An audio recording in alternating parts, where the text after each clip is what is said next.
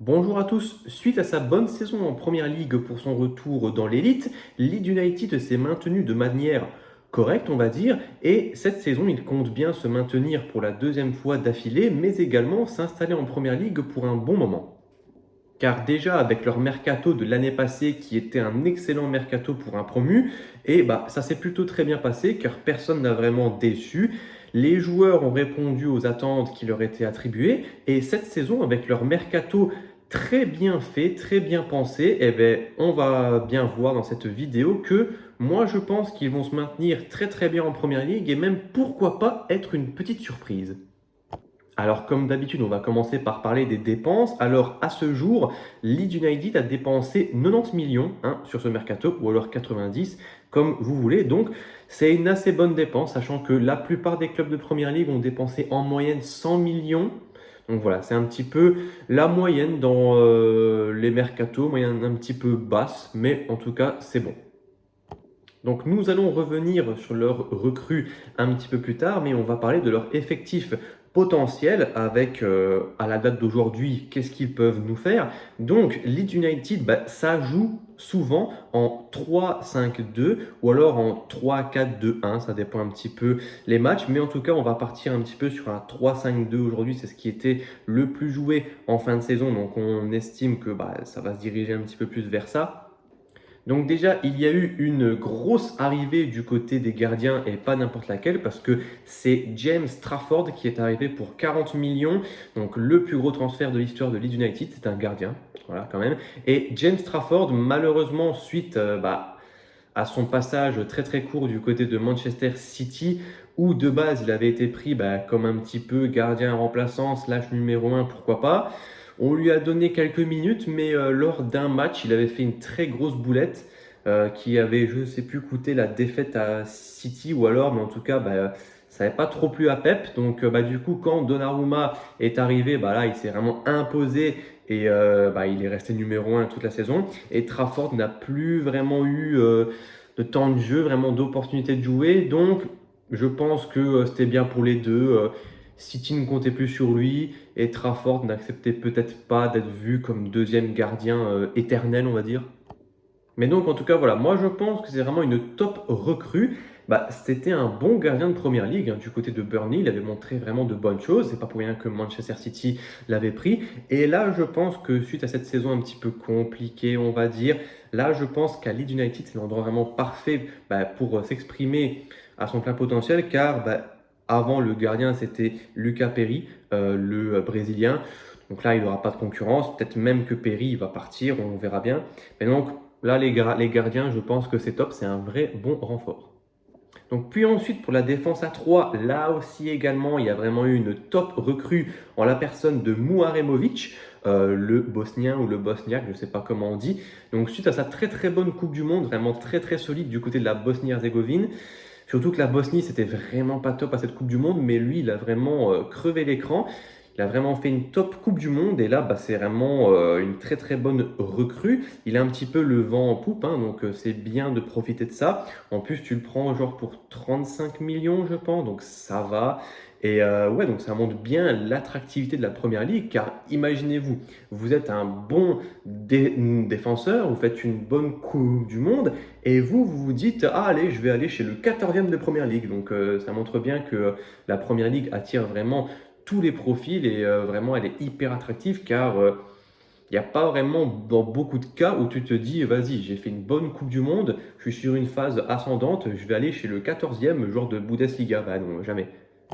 Mais en tout cas, voilà, il est là et il sera accompagné de du coup Borno, le Belge, et après Bijol ou Biol, je ne sais pas comment on dit, et après de Rodon. Donc là, la défense à 3, elle est plutôt pas mal. Et après, il y a aussi un remplaçant, mais comme je l'avais dit sur ma vidéo avec Crystal Palace, quand tu as une défense à 3, il faut vraiment prévoir des défenseurs en quantité. Donc pour moi, recruter un petit dernier défenseur central, ça ne serait pas de refus. Et ça tombe bien parce qu'on vient justement d'apprendre à l'instant qu'ils ont recruté Nico Elvedi, encore un défenseur qui a fait une très bonne Coupe du Monde. Ça veut dire que Leeds était vraiment bien attentif durant cette Coupe du Monde. Eux, ils ont regardé les matchs parce que C'est pas tout le monde qui connaît ces joueurs-là. Et donc, en tout cas, ben voilà, j'avais vraiment écrit dans ma vidéo, ça manque d'un central, et ben paf, ils m'ont fermé le clapet. Et ben du coup, pour 6,5 millions, eh ben, tu as Nico Elvedi, top défenseur suisse, expérimenté, qui a fait une bonne Coupe du Monde, qui a été très très solide. Et vraiment, c'était l'un des tout meilleurs défenseurs suisses. Donc moi, je pense que ça ne peut que marcher en première ligue. Il a vraiment le profil pour. Donc là, vraiment, ils ont 5 défenseurs centraux qui peuvent potentiellement être des titulaires. Donc avec Muaremovic et Elvedi, je ne m'inquiète pas vraiment pour eux. Ils ont vraiment très très bien renforcé leur secteur défensif avec du coup Muaremovic, Trafford et maintenant Elvedi. Donc ça, c'est vraiment des top recrues. C'est un très très bon scouting. Donc ensuite, pour ce qui est un petit peu des latéraux slash pistons, eh bien, des fois, ça joue du côté gauche avec le Suédois Gudmundsson. Ou alors, ça peut jouer avec Justin, qui est dit comme un latéral droit, mais qui peut jouer à gauche. Donc ça, c'est vraiment bien d'avoir un profil un petit peu polyvalent. Puis ensuite, on a également l'anglais Bogle. Donc là, franchement, pour les latéraux, ça va très très bien. Surtout que les latéraux qui jouent piston, comme je l'ai dit, parfois, ça peut jouer avec ça peut jouer parfois avec un latéral et un ailier dans le rôle de piston, donc c'est bien, ça peut vraiment faire des combinaisons intéressantes. Tu peux genre mettre 2 ailiers, 2 pistons, un de chaque, et tu peux les faire échanger pendant les matchs. Donc ça, c'est vraiment un gros atout de leur part. Donc du coup, parlons des ailiers possiblement. Donc du coup, en ailier gauche, il y a Ramazani, le Belge, qui est revenu de son prêt de Valence. Puis ensuite, il y a Noah Okafor qui joue à gauche ou alors qui peut jouer en pointe. Il y a Harry Wilson, une autre recrue qui a été recrutée de Fulham gratuit. Donc ça aussi, c'est très très bien. Valeur sûre de première ligue, joueur expérimenté, joueur qui a encore des belles années devant lui. Donc pour moi, le recrutement, il est vraiment excellent. En plus, gratuit, tu peux pas faire mieux. Et ensuite, il y a Gnonto, l'italien. Et après, il y a Daniel James, pour ceux qui jouent à Ultimate Team, il a toujours des bonnes petites cartes. Donc voilà, le secteur des pistons ailiers, il est vraiment très bien garni parce que tu peux alterner avec du coup des latéraux qui peuvent monter piston ou alors des ailiers qui peuvent jouer milieu gauche, milieu droit. Donc ça, c'est vraiment une très très grande richesse de l'effectif de Leeds United. Et après, donc, pour le milieu de terrain, ça c'est plus intéressant que du côté de Crystal Palace, où Crystal Palace joue avec des pistons et des ailiers, mais du coup avec seulement 2 milieux de terrain, dont un milieu offensif, ça fait qu'il n'y a qu'un seul milieu à vocation un petit peu défensive. Là, Leeds United améliore vraiment ça, car il joue avec un milieu à 3, avec vraiment 2 défensifs et un petit peu plus haut. Donc ça, c'est quand même mieux que du côté de Crystal Palace à mon goût. Et donc du coup, le milieu de terrain est vraiment très très bien garni parce qu'il y a l'Allemand Stach qui a vraiment fait une très bonne saison, qui s'est vraiment imposé comme un titulaire indiscutable du côté de Leeds United. Et il sera accompagné de Ampadu ou alors du japonais Tanaka qui lui malheureusement ne s'est pas vraiment très bien montré à cette Coupe du Monde. Donc on verra bien. Puis ensuite, il y a bien sûr l'ancien joueur de Newcastle, Sean Longstaff. Et après, il y a encore Gruev. Donc le milieu est vraiment très très bien garni, surtout qu'il y a encore Aronson. Aronson qui peut jouer tantôt milieu offensif, que des fois il a joué en pointe, ça ne le gêne pas. Donc c'est bien, il y a vraiment un mélange de profondeur d'effectifs, supplément des joueurs très polyvalents, des joueurs expérimentés. Il y a aussi des jeunes, c'est vraiment un très très beau mélange et il faut juste que la mayonnaise prenne.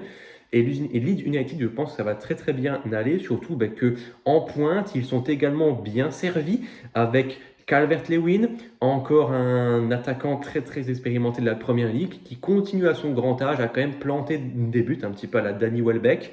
Donc puis ensuite, il y a Gail Hart et aussi il y a Pirro, il y a Nmecha, je pense son frère, mais Nmecha pas le milieu de terrain, le buteur. Et comme on l'a dit, il y a Aronson qui peut jouer buteur, qui peut rejoindre Calvert-Lewin, Okafor qui peut le rejoindre. Donc voilà, ça tourne beaucoup dans cette équipe, c'est pas vraiment fixe et ça permet d'être un petit peu imprévisible car du coup tu peux vraiment jouer avec la même compo certes, mais avec des profils totalement différents en fonction de qui tu mets vraiment titulaire.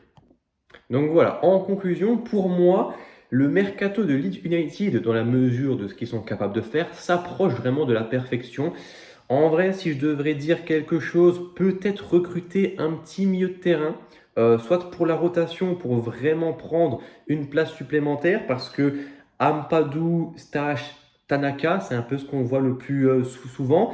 Si tu veux vraiment être un club régulier dans le top 10 de Première Ligue, faudrait soit que les joueurs s'améliorent, c'est possible, ou alors toi-même recruter un milieu de terrain. Et je pense qu'ils peuvent le faire. Leeds peuvent faire une petite dernière recrue et vraiment mettre un petit peu la cerise sur le gâteau.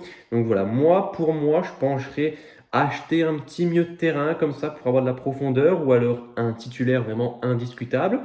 Ensuite, pour les latéraux, ailier, piston, ça peut être beaucoup de choses. Comme on l'a dit, ça, il n'y a vraiment pas de problème. Ils sont très, très bien garnis dans ce poste. Ils sont vraiment parés contre tout type de blessures, d'événements imprévus ou que sais-je.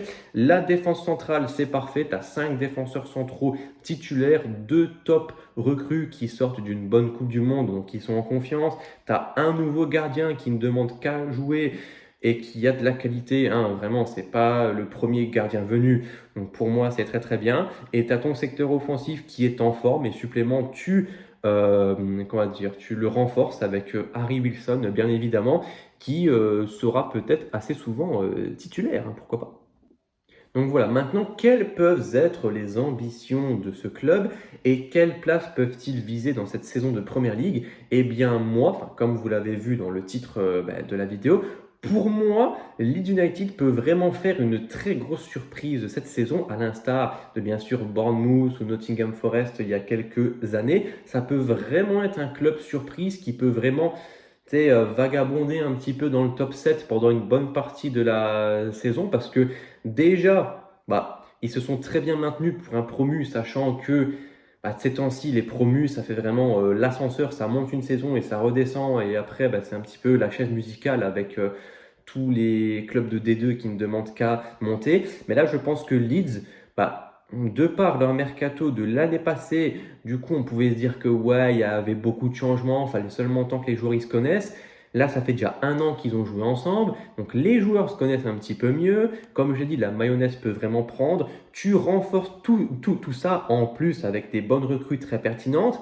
Tu ne perds personne, quasiment personne d'important qui est vraiment parti. Ça ne va pas changer l'équipe, les petits départs qu'il y a eu. Et en plus, tu as encore ton coach. On sait bien que dans cette saison de Première Ligue, les coachs ils ont beaucoup tourné. Là, tu peux encore compter sur Daniel Farke pour vraiment avoir de la continuité dans ton projet. Et je pense que c'est bien parce que du coup, le coach connaît les joueurs, il a un peu d'expérience avec eux, quoi. Donc voilà, pour moi, Leeds, je me mouille, sera la surprise de la Première Ligue. Et allez, top 10, franchement, oui, je pense. Peut-être même top 8, genre 7e, 6e, ça me paraît chaud.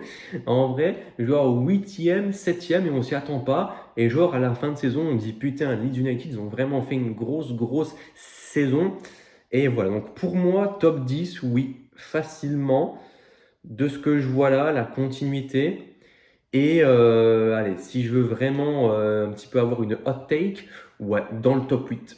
Peut-être proche de se qualifier en Conference League. On verra bien. Mais voilà, pour moi, je pense que là, ils sont sur une très très bonne voie pour se maintenir en Première Ligue et rester en Première Ligue facilement pour les 5 prochaines années.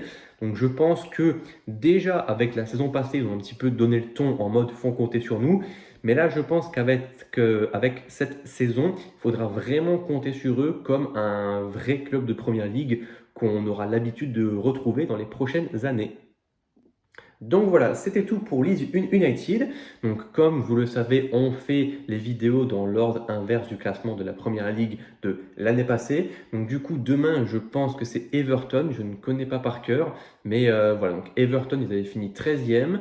C'est ça. Donc voilà, on verra bien leur mercato, leurs ambitions, un petit peu les petites pistes comme ça. Et ça va encore être une fois hyper intéressant car il y aura pas mal de choses à dire sur Everton, qui est quand même un club mythique de la Première Ligue.